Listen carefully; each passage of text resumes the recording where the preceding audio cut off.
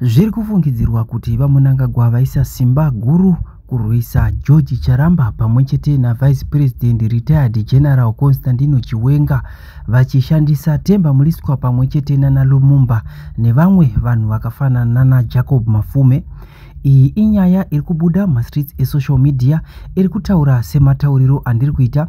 Zviri kunzi izvoni zvekare Jacob Mafume ndimeya weHarare uyo akange achimbo-opoza EDSGO Pomona yeMarara iyo, asi nyaya iri kubuda pari zvino inyaya yekutaura kunzi Jacob Mafume atsikanditsike navaEmmerson Mnangagwa mukuzama kutsvakurudza wei yekuti vangabvise sei George Charamba pamwechete naVice President Constantino Chiwenga muhurumende kana kuti mubato reZANU-PF.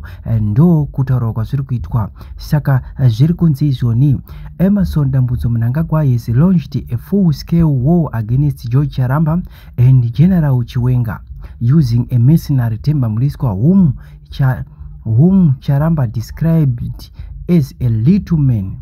Jacob Mafume, who once fiercely opposed EDSGO Pomona, but now on his side is providing Themba with the fake documents.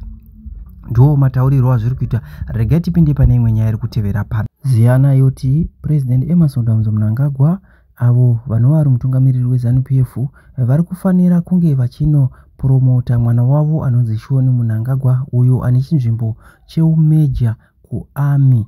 Ndi major chete, noti major general, ndi major kuarmy.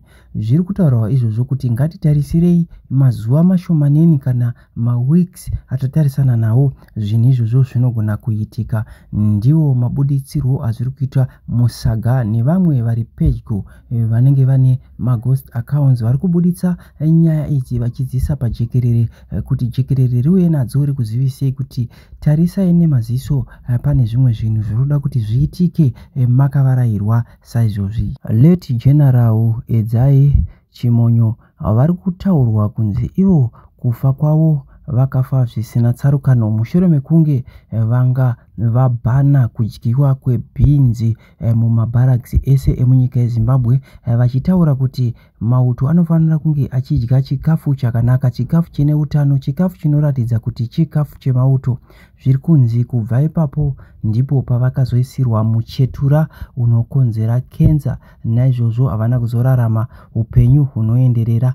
Takazovaviga paNational Heroes Shrine. Ndo mataurirwo azviri kuita kubva kune maComrades ari pano. Zvakadaro takashira mashoko echenjedzo kuna Vice President Constantino Chiwenga ekuti ivo sezvo vari kuziva kuti Vice President wepati yakakundwa neiyi yakapinda kuMalawi akaurayiwa nenyaya yekuti akanga achitaura nyaya yecorruption, vakaasasineta kuRussia. Zvekare kwakaita umwe akanga achitaura nyaya dzecorruption vakaasasineta through ndege. Saka zviri kukumbirwa kunzi vanhu vari pedyo paVP ngavavaudze nyaya iyi kuti ngavangwarire pamanzendo avari kunzi vaende panguva yatatarisana nayo iyi yemwaka waDecember taakuenda muChristmas kudai. Muri Zimbabwe tinokutendai nekuteerera kwamunoita panapa pachannel penyu. Thank you.